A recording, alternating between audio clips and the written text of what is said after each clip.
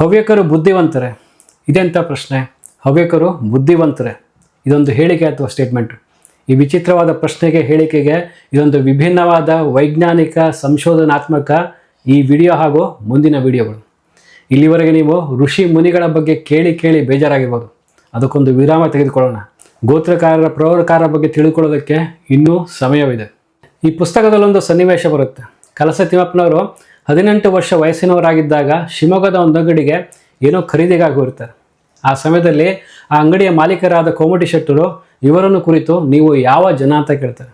ಆಗ ತಿಮ್ಮಪ್ಪನವರು ನಾವು ಹವ್ಯಕರು ಅಂದಾಗ ಆ ಕೋಮಟಿ ಶೆಟ್ಟರು ತಾವು ಕುಳಿತಿದ್ದ ಸ್ಥಾನದಿಂದ ಎದ್ದು ಬಂದು ಇವರಿಗೆ ನಮಸ್ಕರಿಸಿ, ನೀವು ಹವ್ಯಕರು, ಭಾರಿ ಬುದ್ಧಿವಂತರು, ಭಾರಿ ಆಚಾರವಂತರು ಅಂತ ಹೇಳಿ ಇವರಿಗೆ ಗೌರವವನ್ನು ಕೊಡ್ತಾರೆ. ಇಂಥ ಸನ್ನಿವೇಶಗಳನ್ನು ನಾವು ಹಲವು ಕಡೆ ಕೇಳಿ ಇರ್ತೇವೆ. ಸಮಾಜದಲ್ಲಿ ಹವ್ಯಕರು ಜಾಣರೆಂಬ ಅಭಿಪ್ರಾಯ ಎಲ್ಲ ಕಡೆ ಇದೆ. ಹವ್ಯಕರು ಈಗೂ ಕೂಡ ಹಲವಾರು ಕ್ಷೇತ್ರದಲ್ಲಿ ದೊಡ್ಡ ದೊಡ್ಡ ಸ್ಥಾನದಲ್ಲಿದ್ದಾರೆ. ಹಾಗಾದರೆ ಹವ್ಯಕರು ಜಾಣರು ಬುದ್ಧಿವಂತರೆಂದಾಯಿತು. ಹಾಗಾದರೆ ಹವ್ಯಕರು ಇಷ್ಟು ಬುದ್ಧಿವಂತರು ಹೇಗಾದರೂ, ಇಷ್ಟು ಜಾಣರು ಹೇಗಾದರೂ ಅದನ್ನು ಅರಿಯೋಣ ಅವರ ಇತಿಹಾಸದ ಮೂಲಕ, ಅವರು ನಡೆದು ಬಂದ ಹಾದಿಯ ಮೂಲಕ, ಅವರ ವೈಶಿಷ್ಟ್ಯತೆ ಹಾಗೂ ಅವರ ಗುಣಗಳ ಮೂಲಕ. ಈ ವಿಡಿಯೋಗಳಲ್ಲಿ ಹವ್ಯಕರನ್ನ ಬುದ್ಧಿವಂತರು ಅಂತ ಹೇಳಿದರು, ಜಾಣರೆಂದು ಹೇಳಿದರು. ಇಲ್ಲಿ ಬರುವ ವಿಷಯಗಳು, ವಿಚಾರಗಳು ಹಾಗೂ ವೈಜ್ಞಾನಿಕ ಕಾರಣಗಳು ಹವ್ಯಕರಂಥ ಹಿನ್ನೆಲೆ ಇರುವಂತಹ ಎಲ್ಲ ಸಮುದಾಯಕ್ಕೂ ಹಾಗೂ ಎಲ್ಲ ಜಾಣ ವರ್ಗಕ್ಕೂ ಅನ್ವಯವಾಗುತ್ತೆ. ಇಲ್ಲಿ ಯಾರನ್ನು ಹೆಚ್ಚು ಮತ್ತು ಯಾರನ್ನು ಕಡಿಮೆ ಎಂದು ಹೇಳುವ ಪ್ರಯತ್ನವನ್ನು ಮಾಡಿಲ್ಲ. ಈ ಕಾರಣ ಈ ವಿಡಿಯೋಗಳನ್ನು ಸ್ವಲ್ಪ ಲಘುವಾಗಿ ತೆಗೆದುಕೊಳ್ಳಿ. ಹಾಗಾದಲ್ಲಿ ಸಂಜೆಯ ಸಮಯದಲ್ಲಿ ಜಗುಲಲ್ಲಿ ಅಥವಾ ಲಿವಿಂಗ್ ಏರಿಯಾದಲ್ಲಿ ಕುಳಿತು ಚಹಾವನ್ನು ಕುಡಿತಾ, ಚಕ್ಕುಲಿನ ತಿನ್ನುತ್ತಾ, ಒಂದು ಸಣ್ಣ ಕಟ್ಟೆ ಪಂಚಾಯಿತಿ ಮಾಡ್ತಾ, ಎಲ್ಲ ಸನ್ನಿವೇಶಗಳನ್ನು ಲಘುವಾಗಿ ತೆಗೆದುಕೊಳ್ಳುತ್ತಾ ಈ ವಿಡಿಯೋವನ್ನು ಶುರು ಮಾಡೋಣ. ನಿಮ್ಮೆಲ್ಲರ ಪುಸ್ತಕ ರಂಗ ಚಾನಲ್.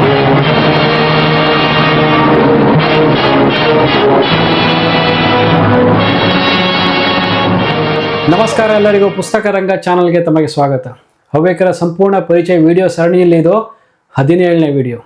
ಮುಂಬರೋ ವಿಡಿಯೋ ಅಂದರೆ ಈ ವಿಡಿಯೋ ಆದಮೇಲೆ ಬರುವಂಥ ವಿಡಿಯೋದಲ್ಲೊಂದು ಸ್ಪೆಷಲ್ ಅನೌನ್ಸ್ಮೆಂಟ್ ಇದೆ, ವಿಶೇಷ ಸೂಚನೆ ಅಥವಾ ವಿಶೇಷ ಅನೌನ್ಸ್ಮೆಂಟ್ ಇದೆ. ಆ ವಿಡಿಯೋವನ್ನು ದಯವಿಟ್ಟು ಮಿಸ್ ಮಾಡ್ಕೋಬೇಡಿ. ಹವ್ಯಕರು ಬುದ್ಧಿವಂತರಾಗಲು, ಜಾಣರಾಗಲು ಹಲವಾರು ಕಾರಣಗಳಿವೆ. ಆ ವೈಜ್ಞಾನಿಕ ಕಾರಣಗಳನ್ನು ಒಂದೊಂದಾಗಿ ನೋಡ್ತಾ ಹೋಗೋಣ. ಮೊದಲನೇ ಕಾರಣ ಹವ್ಯಕರ ನಿರಂತರ ವಲಸೆ. ಈ ವಿಡಿಯೋ ಸರಣಿಯಲ್ಲಿ ಹಿಂದೆ ನೋಡಿದ ಹಾಗೆ ಸುಮಾರು 2000 ವರ್ಷಗಳ ಹಿಂದಿನಿಂದಲೂ ಬನವಾಸಿ ದೇಶ ಹಾಗೂ ಬನವಾಸಿ ಸುತ್ತಮುತ್ತಲಿನ ಪ್ರದೇಶಗಳಲ್ಲಿ ಬೌದ್ಧ ಧರ್ಮದ, ಜೈನ ಧರ್ಮದ ಪ್ರಭಾವ ಹೆಚ್ಚುತ್ತಾ ಹೋಗುತ್ತದೆ. ಈ ಕಾರಣ ಬನವಾಸಲಿದ್ದ ಬ್ರಾಹ್ಮಣರಿಗೆ ಅಥವಾ ಹವ್ಯಕರ ಪೂರ್ವಜರಿಗೆ ರಾಜಾಶ್ರಯ ಕಡಿಮೆ ಆಗ್ತಾ ಬರುತ್ತೆ. ಹೀಗಾಗಿ ಆ ಸಮಯದಲ್ಲಿ ಆಗಿದ್ದ ಬ್ರಾಹ್ಮಣರು ಉತ್ತರ ಪ್ರದೇಶದ ಐಚ್ಛತ್ರಕ್ಕೆ ತಮ್ಮ ಜನ್ಮಸ್ಥಳವಾದ ಬನವಾಸಿಯನ್ನು ಬಿಟ್ಟು ವಲಸೆ ಹೋಗ್ಬಿಡ್ತಾರೆ. ಉತ್ತರ ಪ್ರದೇಶ ಐಚ್ಛತ್ರ ಈಗಿನ ಉತ್ತರ ಪ್ರದೇಶದ ರಾಮನಗರ. ಐಚ್ಛತ್ರಕ್ಕೆ ವಲಸೆ ಹೋದ ಹವ್ಯಕರ ಪೂರ್ವಜರು ಮನೆಯಲ್ಲಿ ಪೂರ್ವ ಹಳೆಗನ್ನಡ ಅಥವಾ ಹಳೆಗನ್ನಡವನ್ನು ಮಾತಾಡುತ್ತಾ ಹೊರಗಡೆ ಆಗ ಪ್ರಚಲಿತವಾದ ಭಾಷೆಯನ್ನು ಮಾತಾಡ್ತಿದ್ರು. ಉದಾಹರಣೆಗೆ ಪ್ರಾಕೃತ ಅಥವಾ ಸಂಸ್ಕೃತ. ಸುಮಾರು 1700 ವರ್ಷಗಳ ಹಿಂದೆ ರಾಜ ಮಯೂರವರ್ಮ ಪಲ್ಲವರನ್ನು ಸೋಲಿಸಿ ಕದಂಬ ರಾಜ್ಯವನ್ನು ಕಟ್ತಾನೆ ಹಾಗೂ ಬನವಾಸಿಯನ್ನು ತನ್ನ ರಾಜಧಾನಿಯಾಗಿ ಮಾಡಿಕೊಡ್ತಾನೆ. ಆದರೆ ಆ ಸಮಯದಲ್ಲಿ ಯಾಗ ಯಜ್ಞಾದಿಗಳನ್ನು ಮಾಡಲು, ಹೋಮ ಹವನಗಳನ್ನು ಮಾಡಲು ಅವನಿಗೆ ಸನಾತನ ಧರ್ಮಿಗಳಾದ ಬ್ರಾಹ್ಮಣರು ಸಿಗೋದಿಲ್ಲ. ಈ ಕಾರಣ ದೂರದ ಐಚ್ಛತ್ರದಿಂದ 32 ದ್ರಾವಿಡ ಬ್ರಾಹ್ಮಣ ಕುಟುಂಬಗಳನ್ನು ಮಯೂರವರ್ಮ ಬನವಾಸಿ ಕರ್ಕೊಂಡು ಬರ್ತಾನೆ. ಹಾಗೆ ಬಂದ ವಿಪ್ರರು ಮಯೂರವರ್ಮ ಇರುವವರೆಗೂ ಬನವಾಸಿಯಲ್ಲಿರ್ತಾರೆ ಹಾಗೂ ಮಯೂರವರ್ಮನ ಕಾಲದಲ್ಲಿ ಇನ್ನೂ ಹೆಚ್ಚು ಬ್ರಾಹ್ಮಣರು ಐಚ್ಛತ್ರದಿಂದ ಬನವಾಸಿಗೆ ವಲಸೆ ಬರ್ತಾರೆ. ಮಯೂರವರ್ಮನ ಕಾಲಾನಂತರ ಆತನ ಗೆಳೆಯನಾದ ರಾಜ ಚಂಡಸೇನನ ಕಾಲದಲ್ಲಿ ಕೆಲ ಹವ್ಯಕರ ಪೂರ್ವಜರು ಉತ್ತರ ಕನ್ನಡ ಜಿಲ್ಲೆಗೆ ಬರ್ತಾರೆ. ಚಂಡಸೇನನ ಮಗನಾದ ಲೋಕಾಯುಕ್ತ ಇರುವವರೆಗೂ, ಮಯೂರವರ್ಮನ ಮಗನಾದ ಕಂಗುವರ್ಮ ಇರುವವರೆಗೂ ಹವ್ಯಕರ ಹಿರಿಯರಿಗೆ ಸಂಪೂರ್ಣವಾದ ರಾಜಾಶ್ರಯ ಇರುತ್ತೆ. ಈ ಕಾರಣ ಅವರು ಬನವಾಸಿ ಹಾಗೂ ಉತ್ತರ ಕನ್ನಡ ಜಿಲ್ಲಾ ಪ್ರದೇಶಗಳಲ್ಲಿ ನೆಲೆಸುತ್ತಾರೆ. ಆ ಸಮಯದಲ್ಲಿ ಅವರಿಗೆ ಐಚ್ಛತ್ರಿಯ ಬ್ರಾಹ್ಮಣರೆಂಬ ಸ್ಟೇಟಸ್ ಅಥವಾ ಸ್ಥಾನಮಾನ ಇರುತ್ತೆ. ಆದರೆ ಕಾಲಕ್ರಮೇಣ ರಾಜಾಶ್ರಯ ಕಡಿಮೆ ಆಗ್ತಾ ಬರುತ್ತೆ.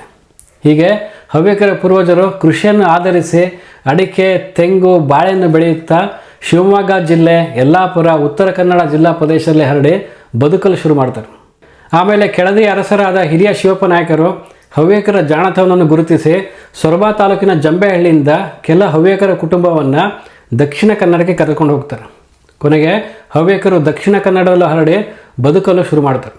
ಕಾಲಕ್ರಮೇಣ ಹವ್ಯಕರು ಕೊಡಗಿಗೆ ವಲಸೆ ಹೋಗ್ತಾರೆ. ಕರ್ನಾಟಕದ ಬೇರೆ ಬೇರೆ ಪ್ರದೇಶಗಳಿಗೆ ವಲಸೆ ಹೋಗಿ ಬದುಕಲು ಶುರು ಮಾಡ್ತಾರೆ. ಹೀಗೆ ಹವ್ಯಕರ ವಲಸೆ ನೂರಾರು ವರ್ಷಗಳಿಂದ ನಿರಂತರವಾಗಿ ನಡೆಯುತ್ತಲೇ ಬಂದಿದೆ. ಒಂದು ಜನಾಂಗ ಸತತ ವಲಸೆಯಲ್ಲಿದ್ದರೆ ಹಲವಾರು ಸಂಶೋಧನೆಗಳ ಪ್ರಕಾರ ಅವರ ಬೌದ್ಧಿಕ ಮಟ್ಟ ಬೆಳೆಯುತ್ತಾ ಹೋಗುತ್ತದೆ ಅಥವಾ ಹೆಚ್ಚುತ್ತಾ ಹೋಗುತ್ತದೆ. ಒಂದು ಗಾದೆ ಮಾತಿದೆ, ಸ್ಟ್ಯಾಗ್ನೆಂಟ್ ವಾಟರ್ ಸ್ಟಿಂಕ್ಸ್. ನಿಂತ ನೀರು ಹಾಳಾಗುತ್ತದೆ, ಆದರೆ ಹರಿಯುವ ನೀರು ಹಾಳಾಗೋದಿಲ್ಲ. ಹಾಗಾದರೆ ನಿರಂತರ ವಲಸೆಯಿಂದ ಪರ್ಪೆಚುವಲ್ ಮೈಗ್ರೇಷನ್ ಅಥವಾ ಕಂಟಿನ್ಯೂಸ್ ಮೈಗ್ರೇಷನ್ನಿಂದ ಬುದ್ಧಿವಂತರಾಗುವ ಅಥವಾ ಜಾಣರಾಗುವ ಬಗೆಯನ್ನು, ಅದರ ಹಿಂದಿರುವ ವೈಜ್ಞಾನಿಕ ಹಿನ್ನೆಲೆ ಅಥವಾ ಕಾರಣಗಳನ್ನು ಈಗ ಒಂದೊಂದಾಗಿ ನೋಡ್ತಾ ಹೋಗೋಣ. ಮೊದಲಿಗೆ ತಲತಲಾಂತರದಿಂದ ಅಂದರೆ ಜನ್ರೇಷನ್ ಟು ಜನ್ರೇಷನ್ ಒಂದು ಸಮುದಾಯದಲ್ಲಿ ಕಾನ್ಸ್ಟಂಟ್ ಮೈಗ್ರೇಷನ್ ಆಗ್ತಾ ಇದ್ದರೆ, ನಿರಂತರ ವಲಸೆ ಆಗ್ತಿದ್ರೆ ಅವರಲ್ಲಿ ಕಾಗ್ನಿಟಿವ್ ಫ್ಲೆಕ್ಸಿಬಿಲಿಟಿ ಅಥವಾ ಬೌದ್ಧಿಕ ಹೊಂದಾಣಿಕಾ ಶಕ್ತಿ ಹೆಚ್ಚುತ್ತಾ ಹೋಗುತ್ತದೆ. ಹೊಸ ಪ್ರದೇಶಗಳಿಗೆ ಹೋದಾಗ ಜನರು ಹೊಸ ಭಾಷೆಗಳು ಅಥವಾ ಉಪಭಾಷೆಗಳನ್ನು ಕಲಿಯಬೇಕಾಗುತ್ತದೆ. ಹೊಸ ಸಾಮಾಜಿಕ ನಿಯಮಗಳನ್ನು ಅರ್ಥ ಮಾಡಿಕೊಳ್ಳಬೇಕಾಗುತ್ತದೆ. ವಿಭಿನ್ನ ಹವಾಮಾನ, ಆಹಾರ ಪದ್ಧತಿ ಮತ್ತು ಉದ್ಯೋಗಗಳಿಗೆ ಹೊಂದಿಕೊಳ್ಳಬೇಕಾಗುತ್ತದೆ. ಉದಾಹರಣೆಗೆ ಹವ್ಯಕರ ಪೂರ್ವಜರು ಮೊದಲ ಬಾರಿಗೆ ಬನವಾಸಿಯಿಂದ ಉತ್ತರ ಕನ್ನಡ ಜಿಲ್ಲಾ ಪ್ರದೇಶಕ್ಕೆ ಹೋದಾಗ ಅವರಿಗೆ ಕರಾವಳಿ ಪ್ರದೇಶ, ಸಮುದ್ರ, ಬೀಚ್ಗಳು ಹಾಗೂ ಪರಶುರಾಮ ಕ್ಷೇತ್ರದ ರಮ್ಯ ಮನೋಹರ ವರ್ಷಾರಣ್ಯ ಅಥವಾ ರೇನ್ ಫಾರೆಸ್ಟ್ ಹೊಸದಾಗಿತ್ತು. ಐಚ್ಛತ್ರದಲ್ಲಿ ಹುಟ್ಟಿದ ಅವರಿಗೆ ಸಮುದ್ರದ ಬಗ್ಗೆ ಹೆಚ್ಚಾಗಿ ಕೇಳಿದ್ದಷ್ಟೇ. ಕರಾವಳಿ ಪ್ರದೇಶದ ಹಾಟ್ ಆ್ಯಂಡ್ ಹ್ಯೂಮಿಡ್ ವೆದರ್ ಅವರಿಗೆ ಹೊಸದು, ಅಲ್ಲಿಯ ಭಾಷೆ ಉಪಭಾಷೆಗಳು ಹೊಸದು, ಅಲ್ಲಿಯ ಸಂಸ್ಕೃತಿ ಹೊಸದು ಹಾಗೂ ಅಲ್ಲಿಯ ಆಹಾರ ಪದ್ಧತಿ ಹೊಸತು. ಬೇರೆ ದೇಶ ಅಥವಾ ಪ್ರದೇಶಗಳಿಗೆ ವಲಸೆ ಹೋಗಿ ಬದುಕಬೇಕು ಅಂದರೆ ಎಲ್ಲ ಹೊಸತನ್ನು ಕಲಿಬೇಕು ಹಾಗೂ ಎಲ್ಲ ಹೊಸತನ್ನು ಮೈಗೂಡಿಸಿಕೊಳ್ಳಬೇಕು. ಹೊಸ ಪರಿಸರದಲ್ಲಿ ಬದುಕಲು, ಹೊಂದಿಕೊಳ್ಳಲು ದಿನನಿತ್ಯದ ನಿರಂತರ ಹೋರಾಟ ಮಾಡಬೇಕು. ಇಂತಹ ಅನುಭವಗಳು ಚಿಂತನೆಯಲ್ಲಿ ಲವಲವಿಕೆಯನ್ನು ತರುತ್ತೆ, ಲೈವ್ಲಿನೆಸ್ ತರುತ್ತೆ ಹಾಗೂ ಹೊಸ ಪರಿಸ್ಥಿತಿಗೆ ತ್ವರಿತವಾಗಿ ಹೊಂದಿಕೊಳ್ಳುವ ಸಾಮರ್ಥ್ಯವನ್ನು ಹೆಚ್ಚಿಸುತ್ತದೆ. ನಿರಂತರ ವಲಸೆಯಿಂದ ಎರಡನೇದಾಗಿ ಪ್ರಾಬ್ಲಮ್ ಸಾಲ್ವಿಂಗ್ ಎಬಿಲಿಟಿ ಅಥವಾ ಸಮಸ್ಯೆಯನ್ನು ಪರಿಹಾರ ಮಾಡುವ ಸಾಮರ್ಥ್ಯ ಹೆಚ್ಚಾಗುತ್ತಾ ಹೋಗುತ್ತದೆ. ವಲಸೆ ಜೀವನವು ಅನೇಕ ಸವಾಲುಗಳನ್ನು ಒಡ್ಡುತ್ತದೆ. ಹೊಸ ಜೀವನೋಪಾಯವನ್ನು ಹುಡುಕುವುದು, ಅನಿಶ್ಚಿತ ಪರಿಸ್ಥಿತಿಗಳನ್ನು ನಿರ್ವಹಿಸುವುದು, ತ್ವರಿತ ನಿರ್ಧಾರಗಳನ್ನು ತೆಗೆದುಕೊಳ್ಳುವುದು ಹಾಗೂ ಸಮಸ್ಯೆಗೆ ಪರಿಹಾರನ ಕಂಡುಕೊಂಡು ಹೊಂದಿಕೊಂಡು ಆ ಪರಿಸ್ಥಿತಿನಲ್ಲಿ ಅಥವಾ ಆ ಪ್ರದೇಶದಲ್ಲಿ ಬದುಕುವುದು. ಈ ವಿಡಿಯೋ ಸರಣಿಯಲ್ಲಿ ಹಿಂದೆ ನೋಡಿದಾಗೆ ಹವ್ಯಕರ ಪೂರ್ವಜರು ಮೊದಲ ಬಾರಿಗೆ ಬನವಾಸಿಯಿಂದ ಉತ್ತರ ಕನ್ನಡ ಜಿಲ್ಲೆ ಬಂದಾಗ ಹುಬ್ಬಾಸಿಗನೆಂಬ ಕೊರಗ ಮುಖಂಡನು ಅವರ ಮನೆಯ ಮೇಲೆ ದಾಳಿ ಮಾಡ್ತಾನೆ, ಅವರ ಆಸ್ತಿ ಪಾಸ್ತಿನ ಲೂಟಿ ಮಾಡ್ತಾನೆ ಹಾಗೂ ಅವರಿಗೆ ಚಿತ್ರಹಿಂಸನೆ ಕೊಡ್ತಾನೆ. ಕೆಲವು ವಿಪ್ರರನ್ನು ತನ್ನ ಸೇವಕರನ್ನಾಗಿ ಮಾಡಿಕೊಡ್ತಾನೆ. ಇದನ್ನು ತಿಳಿದ ರಾಜ ಲೋಕಾಯುತ್ಯ ಹುಬ್ಬಾಸಿಗನ ಕೊಂದರೂ ಕೂಡ ಆತನ ಸಹಚರರು ಹಾಗೂ ಆತನ ಗ್ರಾಮದವರಿಂದ ಹವ್ಯಕರಿಗೆ ತೊಂದರೆ ಆಗುತ್ತಲೇ ಇರುತ್ತದೆ. ಅದೇನೇ ಇದ್ದರೂ ಹವ್ಯಕರ ಪೂರ್ವಜರು ಎಲ್ಲದನ್ನು ಸಹಿಸಿಕೊಂಡು ಆ ಪ್ರದೇಶಕ್ಕೆ ಹೊಂದಿಕೊಂಡು ಬದುಕಲು ಮುಂದುವರಿಸ್ತಾರೆ. ಹೀಗೆ ಪುನಃ ಸವಾಲುಗಳನ್ನು ಎದುರಿಸೋದ್ರಿಂದ, ಸಮಸ್ಯೆಗಳನ್ನು ಪುನಃ ಬಗೆಹರಿಸೋದ್ರಿಂದ ತಂತ್ರಾತ್ಮಕ ಚಿಂತನೆ ಅಥವಾ ಸ್ಟ್ರಾಟಜಿಕ್ ಥಿಂಕಿಂಗ್ ಸಾಮರ್ಥ್ಯ ಹೆಚ್ಚುತ್ತದೆ. ಮೂರನೇದಾಗಿ ನಿರಂತರ ವಲಸೆ ಮತ್ತು ಮೈಗ್ರೇಷನ್ನಿಂದ ರೆಸಿಲಿಯನ್ಸ್ ಮತ್ತು ಎಮೋಷನಲ್ ಇಂಟೆಲಿಜೆನ್ಸ್ ಅಂದರೆ ಸಹಿಷ್ಣುತೆ ಮತ್ತು ಭಾವನಾತ್ಮಕ ಬುದ್ಧಿಮತ್ತೆ ಬಲವಾಗುತ್ತೆ. ಹೊಸ ಪರಿಸರಕ್ಕೆ ಹೊಂದಿಕೊಳ್ಳುವ ಪ್ರಕ್ರಿಯೆ, ಭಾವನೆಗಳನ್ನು ನಿಯಂತ್ರಿಸುವ ಶಕ್ತಿ, ಸಹನೆ ಮತ್ತು ಸಾಮಾಜಿಕ ಜಾಗೃತಿ ಬಲವಾಗುತ್ತೆ. ಹವ್ಯಕರ ಪೂರ್ವಜರು ನೂರಾರು ವರ್ಷಗಳಿಂದ ನಿರಂತರ ಮೈಗ್ರೇಷನ್ ಅಥವಾ ವಲಸೆಯನ್ನು ಮಾಡ್ತಾನೆ ಇದ್ದಾರೆ. ಈ ಹಿಂದೆ ಬಂದ ವಿಡಿಯೋಗಳಲ್ಲಿ ಯಾವುದೇ ಉದಾಹರಣೆ ತೆಗೆದುಕೊಂಡ್ರೂ ಈ ಕ್ವಾಲಿಟೀಸ್ ಏನಿದೆ ಅದರಲ್ಲಿ ನೀವು ಕಾಣಬಹುದು. ರೆಸಿಲಿಯನ್ಸ್ ಅಥವಾ ಸಹಿಷ್ಣುತೆ ಹಾಗೂ ಎಮೋಷನಲ್ ಇಂಟೆಲಿಜೆನ್ಸ್ ಒಂದು ಲೀಡರ್ಶಿಪ್ ಕ್ವಾಲಿಟಿ ಕೂಡ ಹೌದು. ನಾಲ್ಕನೇದಾಗಿ ನಿರಂತರ ಮೈಗ್ರೇಷನ್ ಅಥವಾ ವಲಸೆಯಿಂದ ಕಲ್ಚರಲ್ ಎಕ್ಸ್ಪೋಜರ್ ಅಥವಾ ಸಾಂಸ್ಕೃತಿಕ ವ್ಯಾಪ್ತಿ ಬೆಳೆಯುತ್ತದೆ. ವಿಭಿನ್ನ ಸಂಸ್ಕೃತಿಗಳ ಸಂಪರ್ಕವಾಗುತ್ತೆ. ಸೃಜನಶೀಲತೆ ಅಥವಾ ಕ್ರಿಯೇಟಿವಿಟಿ, ಹೊಸತನ ಅಥವಾ ಇನ್ನೋವೇಷನ್, ವಿಶಾಲ ಮನೋಭಾವ, ಮುಕ್ತ ಮನೋಭಾವದ ಚಿಂತನೆ ಅಥವಾ ಓಪನ್ ಮೈಂಡೆಡ್ ಥಿಂಕಿಂಗ್ ಜಾಸ್ತಿ ಆಗುತ್ತೆ. ಐದನೇದಾಗಿ ನಿರಂತರ ವಲಸೆ ಅಥವಾ ಮೈಗ್ರೇಷನ್ನಿಂದ ಎಜುಕೇಷನ್ ಅಥವಾ ಡಿಸಿಪ್ಲಿನ್ ಅಂದರೆ ಶಿಕ್ಷಣ ಮತ್ತು ಶಿಸ್ತಿನ ಸಂಸ್ಕೃತಿ ವೃದ್ಧಿ ಆಗುತ್ತೆ. ಬೇರೆ ಬೇರೆ ಪ್ರದೇಶಗಳಿಗೆ ಹೋಗಿ ಅಲ್ಲಿ ನೆಲೆಸಬೇಕು ಅಂತಂದರೆ ಅಲ್ಲಿ ಜನರಿಗಿಂತ ನಮಗೆ ಹೆಚ್ಚು ಗೊತ್ತಿರಬೇಕು, ಇಲ್ಲದಿದ್ದರೆ ಅಲ್ಲಿ ಬದುಕಲು ಕಷ್ಟವಾಗುತ್ತೆ. ಈ ಕಾರಣ ಶಿಕ್ಷಣಕ್ಕೆ ಮತ್ತು ಕಲಿಕೆಗೆ ಹೆಚ್ಚು ಒತ್ತು ಬರುತ್ತದೆ.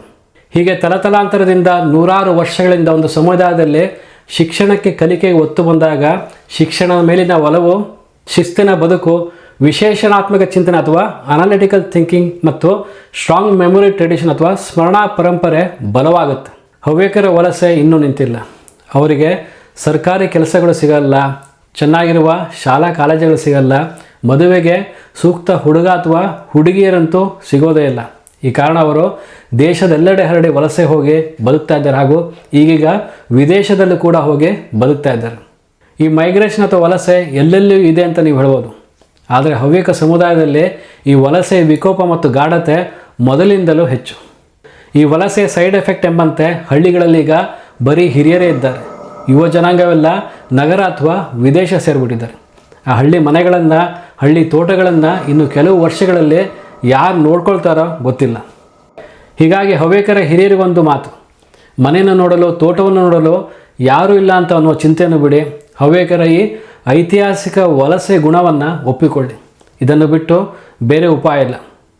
ಮತ್ತೊಂದು ದೃಷ್ಟಿಕೋನದಲ್ಲಿ ನೋಡಬೇಕು ಅಂತಂದರೆ, ಈಗೀಗ ಆರ್ಟಿಫಿಷಿಯಲ್ ಇಂಟೆಲಿಜೆನ್ಸಿಂದ ಅಥವಾ ಕೆಲಸದ ಒತ್ತಡದಿಂದ ರಿವರ್ಸ್ ಮೈಗ್ರೇಷನ್ ಆಗಿ ಪಟ್ಟಣಗಳಿಂದ, ವಿದೇಶದಿಂದ ಜನರು ಹಳ್ಳಿಗೆ ವಾಪಸ್ ಬರ್ಬೋದು. ಅದಕ್ಕೆ ಕಾಲವೇ ಉತ್ತರ ಕೊಡಬೇಕು. ಇವೆಲ್ಲ ನಿರಂತರ ವಲಸೆ ಅಥವಾ ಪರ್ಪೆಚುವಲ್ ಮೈಗ್ರೇಷನ್ ಅಥವಾ ಕಂಟಿನ್ಯೂಸ್ ಮೈಗ್ರೇಷನಿಂದ ಬುದ್ಧಿವಂತರಾಗುವ ಬಗೆ, ವೈಜ್ಞಾನಿಕ ಹಿನ್ನೆಲೆ ಮತ್ತು ವೈಜ್ಞಾನಿಕ ಕಾರಣಗಳು. ಹವ್ಯಕ ಸಮುದಾಯವು ತಲತಲಾಂತರದಿಂದ ನೂರಾರು ವರ್ಷಗಳಿಂದ ವಲಸೆಯನ್ನು ಕೈಗೊಂಡಿದ್ದರಿಂದ ಅವರಲ್ಲಿ ಬೌದ್ಧಿಕ ಗುಣಗಳು ಸಕಾರಾತ್ಮಕವಾಗಿ ರೂಪುಗೊಂಡಿದೆ. ಇದು ಹವ್ಯಕರು ಬುದ್ಧಿವಂತರಾಗಲು ಮೊದಲನೇ ಕಾರಣ. ಎರಡನೇ ಕಾರಣ ಏನಂದರೆ